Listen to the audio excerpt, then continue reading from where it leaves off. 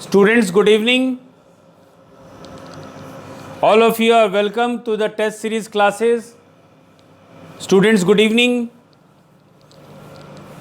Okay. चलिए. So, आज का हमारा जो क्वेश्चन रहेगा, it is NCERT based question और इसके स्ट्रैटेजी पे ज़रा हम लोग बात कर ले बच्चों. इसके स्ट्रैटेजी पे हम लोग बात कर ले कि अभी जो हम लोग क्वेश्चन देखेंगे ये एनसीईआरटी क्लास 11 भूगोल का सिद्धांत है. भूगोल का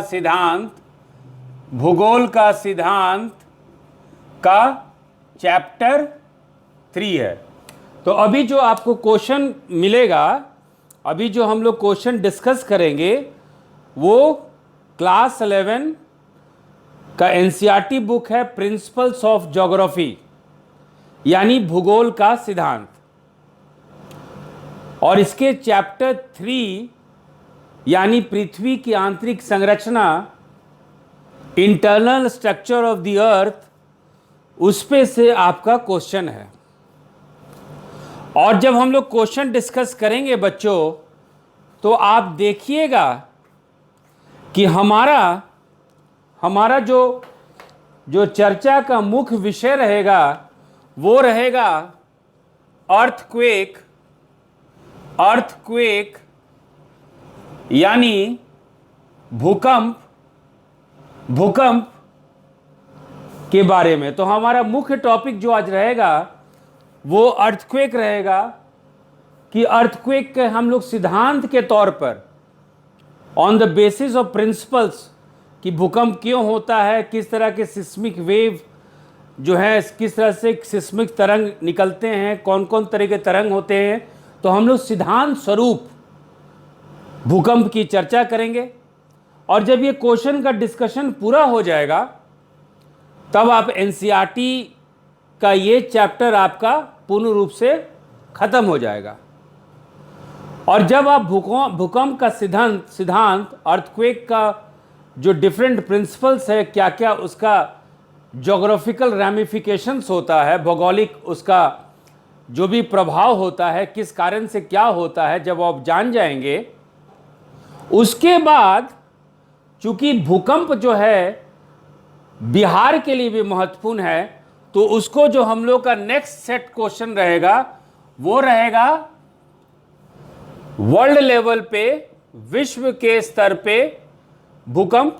विश्व के स्तर पे आपका भूकंप हम लोग पढ़ेंगे. फिर भारत में भूकंप और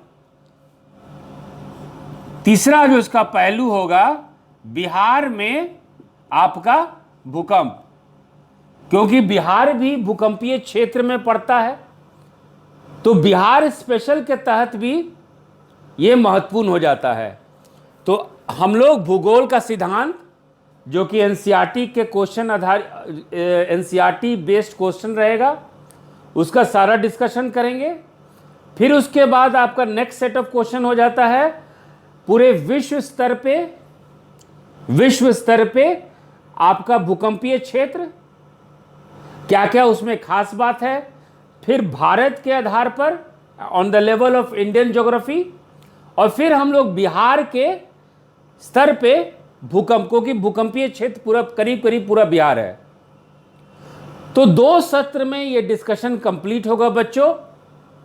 और ऐसे जो है आप ये टॉपिक यानी भूकंप अर्थक्वेक आपका पूर्ण रूप से कंप्लीट हो जाएगा. बिहार में हम लोग डिस्कस करेंगे कि सरकारी परियोजना क्या क्या है इसके लिए. बिहार में भूकंप का इतिहास भी हम लोग डिस्कस करेंगे. तो संपूर्ण रूप से, पूर्ण तरीके से ये आपका डिस्कशन जो है एक फुल सेट के रूप में ये कंप्लीट हो जाएगा. तो चलिए इसी के साथ ही हम लोग जो है आज का क्लास को स्टार्ट करते हैं. ये क्वेश्चन पेपर आप लोग को मिल गया होगा, ये क्वेश्चन पेपर आप लोग को मिल गया होगा। तो पहला देखते हैं, which processes are constantly shaping the landscape of the earth. कौन सी प्रक्रियाएं लगातार पृथ्वी के परिदृश्य के आकार को प्रभावित कर रही है। यानी जो पृथ्वी का स्वरूप है, कौन सी प्रक्रियाएं जो है इसको प्रभावित कर रही है। तो प्रक्रिया या प्रोसेस एक्सोजेनिक है, एक्सोजेनिक फोर्सेस है, जिसको कि आप बहिर्जात बल या बाह्य बल कहते हैं, यह भी सही है बच्चों। दूसरा है एंडोजेनिक फोर्सेस, जिसको कि हिंदी में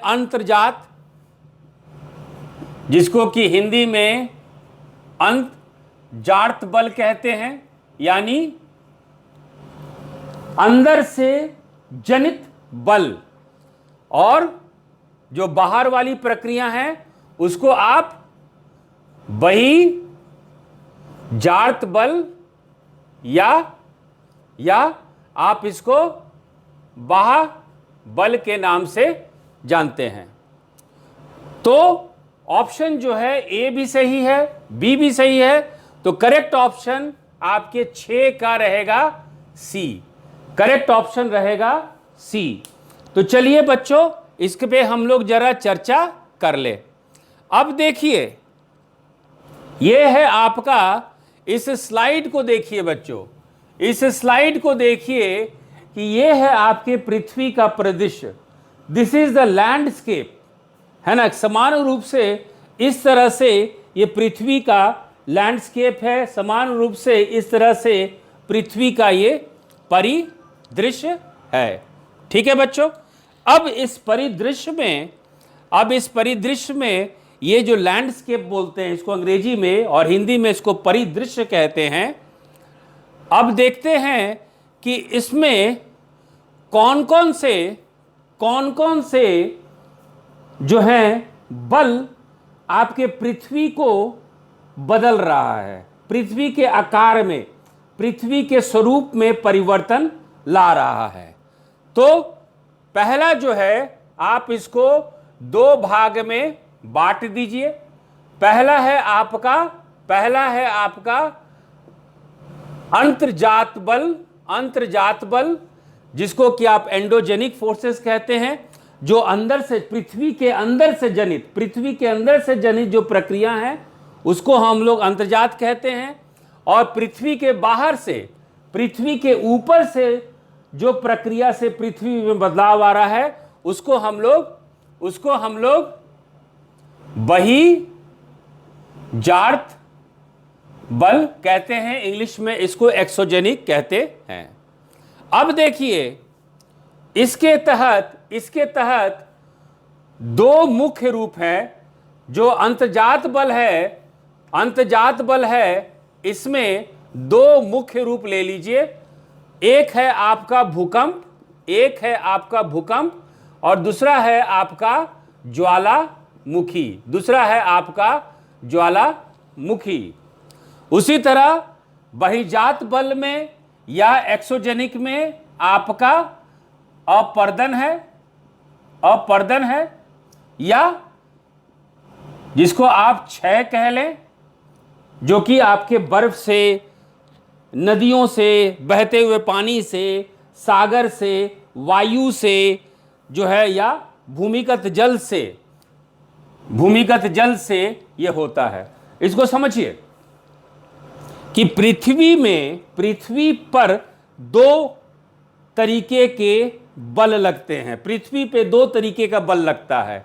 एक होता है जो पृथ्वी के अंदर से बल लगता है, जिसको कि हम लोग एंडोजेनिक फोर्सेस कहते हैं इंग्लिश में, और जिसको हम लोग हिंदी में अंतर्जात बल कहते हैं। तो ये है आपका एंडोजेनिक फोर्सेस और ये है आपका एक्सोजेनिक फोर्सेस, यानी बहिर्जात बल।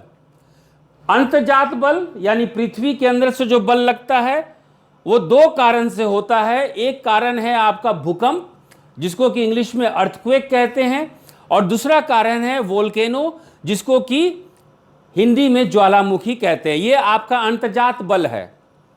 उसी तरह बहिर्जात बल यानी एक्सोजेनिक फोर्सेस, बहती हुई नदियां, पानी, जलधारा, सागर की पानी, सागर की धारा, ओशन करेंट्स, वायु, बर्फ, आइस, इसके कारण जो है आपके पृथ्वी पे अपरदन भी होता है और निक्षेप भी होता है, इरोजन भी होता है और डेपोजिशन भी होता है। तो पृथ्वी के ऊपर दो तरीके के बल लगते हैं, अंतर्जात यानी एंडोजेनिक और बहिर्जात यानी बाह्य यानी कि एक्सोजेनिक बल। तो यह है बच्चों इस क्वेश्चन का एक्सप्लेनेशन। यह है बच्चों इस क्वेश्चन का एक्सप्लेनेशन। अब आगे के क्वेश्चन पे चलते हैं। यदि आप लोगों को किसी तरह का कोई प्रॉब्लम हो, किसी तरह का कोई इश्यूज हो, कोई इंक्वायरी हो, कोई क्वेरी हो, समझ में नहीं आया हो, तो आप पूछ सकते हैं। Most of our knowledge about the interior of the earth is largely based on estimates and inferences।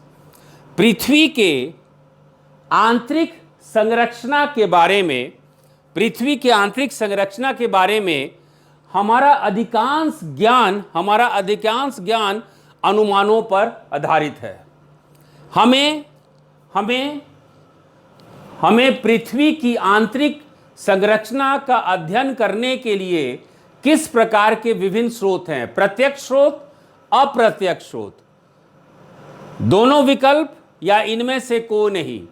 Question number 7 बच्चों, आप यदि स्लाइड्स पे देख पा रहे हैं,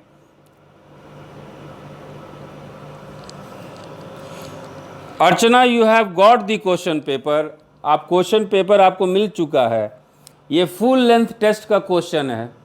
ये फुल लेंथ टेस्ट का क्वेश्चन है जो ऑलरेडी हम भेज चुके हैं। आप लोग को मेल हो चुका है। आप लोग को हम क्या क्या भेजते हैं, इसका मतलब आप लोग उसको you don't give much importance to it. तो question number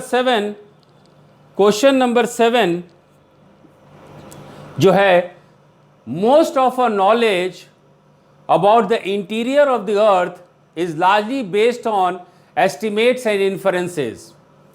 What type of different sources we have to study? What type of different sources we have to study the internal structure of the earth? Direct source, indirect source, both the options, या none of these, या more than one option। जो आप लोग को full length test दिया गया था 150 questions का, उसी में से ये क्वेश्चन नंबर 6 है। और यदि आप लोग को नहीं मिला है तो हम यही समझेंगे कि आप लोग क्वेश्चन पेपर देखे ही नहीं हैं। तो चलिए इस क्वेश्चन को आंसर करने से पहले हम लोग जरा ये देखें, जरा इसका चर्चा करें। ये जो पृथ्वी है, पृथ्वी और पृथ्वी का जो त्रिज्या है, जिसको कि आप रेडियस कहते हैं, ये 6370 किलोमीटर है। 6370 किलोमीटर है। और शायद आपको मालूम होगा कि पृथ्वी के तह पे, जिसको कि आप अंग्रेजी में कोर और हिंदी में क्रोड कहते हैं, वहां पे पहुंचना नामुमकिन है। अभी तक मानव सबसे ज्यादा 12 किलोमीटर तक ही पहुंच पाया है। हम लोग we have reached only up to 12 kilometres deep inside the earth. पृथ्वी के गहराई में यदि आप जाएंगे तो मानव जाति 12 किलोमीटर से ज्यादा नहीं जा पाया है। और ऐसे स्थिति में आप 6370 किलोमीटर आप कैसे जाएंगे? तो इसलिए हम लोग को जो भी जानकारी पृथ्वी की आंतरिक संरचना के बारे में जो मिलता है वो अनुमान पे है, वो कैलकुलेशन पे है, वो निष्कर्ष पे है। So we have not gone deeper than 12 kilometers. So whatever knowledge we have today about the internal structure of the earth is based upon inferences, is based upon estimates, is based upon inferences and based upon estimates. तो देखिए इस slide में, ये slide यदि दिखाई दे रहा है बच्चों, इस स्लाइड को यदि आप देखेंगे, यदि ये स्लाइड को देखेंगे तो यहाँ पे ये है, ये जो है ये है आपका क्रोड, जिसको कि इंग्लिश में हम लोग कोर कहते हैं। और आप जो हैं यहाँ पे खड़े हैं, यू आर स्टैंडिंग हियर। तो यहाँ पे खड़े होके आपको यहाँ की जानकारी जो है कैलकुलेशन पे है, अनुमान पे है, एस्टिमेट पे है। और इसके लिए दो तरीके का स्रोत इस्तेमाल किया जाता है। एक होता है डायरेक्ट यानी प्रत्यक्ष प्रमाण, जिसको कि आप अपने सामने देखते हैं, और दूसरा होता है अप्रत्यक्ष प्रमाण। तो पृथ्वी की आंतरिक संरचना को जानने के लिए आप दोनों प्रत्यक्ष और अप्रत्यक्ष प्रमाण का मदद लेते हैं। You take the help of both direct and indirect source to know about the internal structure of earth. अब सवाल उठता है कि वो प्रत्यक्ष प्रमाण क्या है, वो प्रत्यक्ष या अप्रत्यक्ष प्रमाण क्या है। तो आप जो है उसके लिए नोट्स बना ले, इस तरह का नोट्स बना लीजिए। पृथ्वी की आंतरिक संरचना है ना, internal structure of the earth, internal structure of the अर्थ।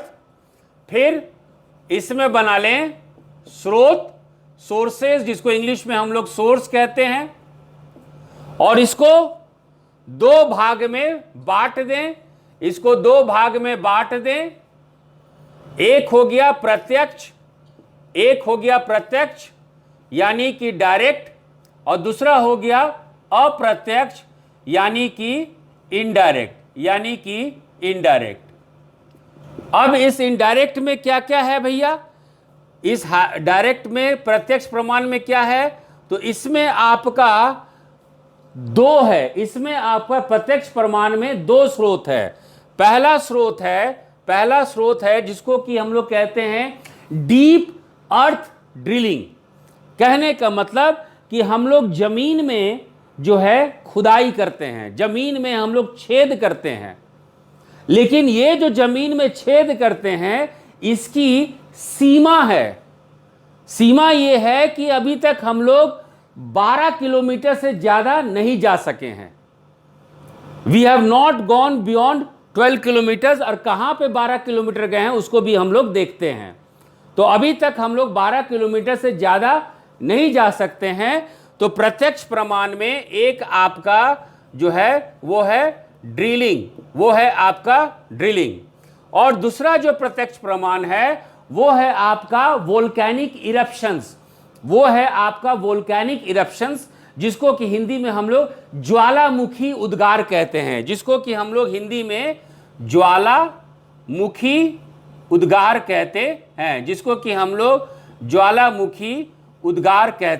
हैं, तो हमारे पास प्रत्यक्ष रूप से पृथ्वी की आंतरिक जानकारी के लिए दो ही स्रोत हैं। एक तो आप खुदाई करें जिसमें कि आपकी अपनी सीमाएं हैं, और दूसरा जो ज्वालामुखी उद्गार यानी वोल्केनिक इरप्शन से जो आपके पृथ्वी के अंदर का जो मैग्मा ऊपर उठता है, तो पृथ्वी के सतह पे पहुंच के आप वो मटेरियल का, पदार्थ का एनालिसिस, व्याख्या कर सकते हैं। और आपका अप्रत्यक्ष प्रमाण में, इनडायरेक्ट सोर्स में, आप जो है इसमें तीन आपके पास स्रोत है। पहला है ग्रेविटेशन पुल, ग्रेविटेशन यानी कि गुरुत्वाकर्षण, पहला है ग्रेविटेशन। दूसरा है मैग्नेटिक फील्ड, मैग्नेटिक फील्ड आकर्षण की शक्ति, दूसरा है मैग्नेटिक फील्ड। और तीसरा है आसमान से आपके यहाँ उल्का पिंड, आसमान से आपके यहाँ उल्का पिंड, मीटियोर्स जो है, उसके भी एनालिसिस से आप जो है आंतरिक संरचना के बारे में जान सकते हैं। तो अप्रत्यक्ष प्रमाण यानी इनडायरेक्ट सोर्स आपके लिए ग्रेविटेशन, गुरुत्वाकर्षण शक्ति के आधार पे आप एस्टिमेट करते हैं, मैग्नेटिक शक्ति के आधार पे करते हैं, और मीटियोर, उल्का पिंड के आधार पर जो है आप अनुमान लगाते हैं। उल्का पिंड के आधार पे आप अनुमान लगाते हैं। ठीक है बच्चों, देखिए ये एनसीईआरटी बेस्ड क्वेश्चन है। एनसीईआरटी बेस्ड जो है, एनसीईआरटी टफ लोग मानते हैं, लेकिन आप सही रूप से समझेंगे तो कोई दिक्कत नहीं होगा। यदि कोई क्वेरी हो तो आप पूछ सकते हैं, यदि कोई इंक्वायरी हो तो आप पूछ सकते हैं। हो सके तो ये अपना नोट्स में, ये अपने नोट्स में आप ये लिख ले, नोट्स में आप इसको बना ले। अब चलते हैं बच्चों, अब हम लोग आगे चलते हैं। यदि आप लोग इसको लिख लिए हो तो हम लोग आगे चलते हैं, थोड़ा सा चर्चा को और बढ़ाते हैं कि अब देखिए कि प्रत्यक्ष स्रोत में हम लोग बात किए थे, कि हम लोग ड्रिलिंग, है ना, जो है पृथ्वी में खुदाई करके, तो पृथ्वी में खुदाई करने का सबसे अच्छा जगह जो माना जाता है, ये भी अपने आप में क्वेश्चन है। सबसे अच्छा जगह पृथ्वी में खुदाई के द्वारा जानकारी लेने के लिए वो आपका दक्षिण अफ्रीका का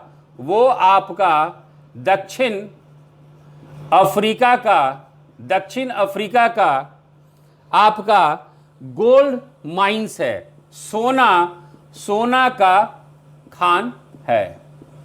और यहां पे सोना के खान में, गोल्ड माइंस में बहुत ज़्यादा जो है खनन हुआ है, लेकिन इसकी अपनी सीमाएं हैं। यहाँ पे हम लोग 3 से 4 किलोमीटर से ज़्यादा नहीं जा पाए, नहीं जा पाए। अब चलते हैं आगे। अब देखिए कि इसके अलावा विश्व भर के वैज्ञानिक बहुत सारा प्रोजेक्ट लिए ताकि पृथ्वी की आंतरिक संरचना को जान सके। और इस तरह के प्रोजेक्ट को बच्चों बोला जाता है, डीप ओशन ड्रिलिंग प्रोजेक्ट। इस तरह के प्रोजेक्ट को बोला जाता है डीप ओशन ड्रिलिंग प्रोजेक्ट। इस तरह के प्रोजेक्ट को हम लोग डीप ओशन ड्रिलिंग प्रोजेक्ट कहते हैं। अब ये डीप ओशन ड्रिलिंग प्रोजेक्ट जो है, ये देखिए इस तरह का होता है। इस स्लाइड्स को देखिए कि समंदर पे आपका जहाज लगा हुआ है, शिप लगा हुआ है, और जो है ये ड्रिलिंग हो रहा है। और ये आपका ड्रिलिंग इस तरीके से हो रहा है। अब देखिए बच्चों, यहाँ पे ये भी एक प्रोजेक्ट का नाम है इंटीग्रेटेड ओशन ड्रिलिंग प्रोजेक्ट। अब देखिए बच्चों कि सबसे ज़्यादा हम लोग खुदाई करते समय गहराई में पहुंचे, वो जगह का नाम है कोला। वो जगह का नाम है कोला। ये आपके आर्कटिक, ये आपके आर्कटिक महासागर में, ये आपके आर्कटिक महासागर में, ये आपके आर्कटिक महासागर में, आर्कटिक महासागर में, आर्कटिक ओशन में ये स्थित है। ये आपके आर्कटिक महासागर आर्कटिक ओशन में स्थित है। और यहाँ पे हम लोग 12 किलोमीटर तक, यहाँ पे हम लोग 12 किलोमीटर तक पहुँच सके हैं। थोड़ा सा इसको हम लोग इस जगह को हम लोग अंग्रेजी में, इस जगह को हम लोग अंग्रेजी में कोला सुपर डीप बोरहोल कहते हैं। इसको हम लोग अंग्रेजी में कोला सुपर डीप बोरहोल कहते हैं और हिंदी में कोला अति गहन वेधन छिद्र कहते हैं। और हिंदी में इसको कोला अति गहन वेधन छिद्र कहते हैं। इसको, इस नाम को देख लीजिए बच्चों, क्योंकि ये भी आपका क्वेश्चन बन सकता है कि कोला सुपर डीप बोर क्या है, कोला अति गहन वेधन छिद्र क्या है। तो ये जो है बच्चों, ये यदि आप मैप को देखिएगा, ये आपका मैप है, ये आपका मैप है, ये है आपका नॉर्वे, ये है आपका नॉर्वे, ये है आपका रशिया। दोनों के बॉर्डर पे ये जगह है, ये जगह है जिसको कि हम लोग कोला पेनिनसुला, जिसको कि हम लोग कोला पेनिनसुला या कोला प्रायद्वीप के नाम से जानते हैं, जिसको कि हम लोग कोला प्रायद्वीप के नाम पे जानते हैं। तो ये कोला का एग्जैक्ट ज्योग्राफिकल लोकेशन है। ये कोला का जो है एकदम स्पष्ट जो है स्थिति है, ये कोला का स्पष्ट स्थिति है। अब देखिए इस स्लाइड को देखिए, तो इस तरह का ये आपको दिखाई देगा, इस तरह का दिखाई देगा। इसी को कोला सुपर डीप बोरहोल कहते हैं। इसी को कोला सुपर डीप बोरहोल के नाम से, इसी को हम लोग कोला सुपर डीप बोरहोल के नाम से जानते हैं। अब देखिए दूसरा जो प्रत्यक्ष स्रोत है वो है आपका ज्वालामुखी उद्गार, वो है आपका वोल्केनिक इरप्शंस। कहने का मतलब जब पृथ्वी के अंदर से मैग्मा निकलता है, पृथ्वी के अंदर से जो मैग्मा निकलता है, उस मैग्मा को आप जो है एनालाइज करते हैं, विश्लेषण करते हैं, और ये दो जो है ड्रिलिंग और ज्वालामुखी उद्गार या आपका वोल्केनिक इरप्शंस, ये है आपका जो है, ये दोनों प्रत्यक्ष स्रोत का ये सबसे सही उदाहरण है। अब इसी के आधार पे, अब जो हम लोग चर्चा किए हैं बच्चों, इसी के आधार पे जो है क्वेश्चन नंबर 8 हम लोग बनाते हैं। इसी के आधार पे क्वेश्चन नंबर 8 हम लोग बनाते हैं। Which of the following can be classified as direct source to study the internal structure of the earth.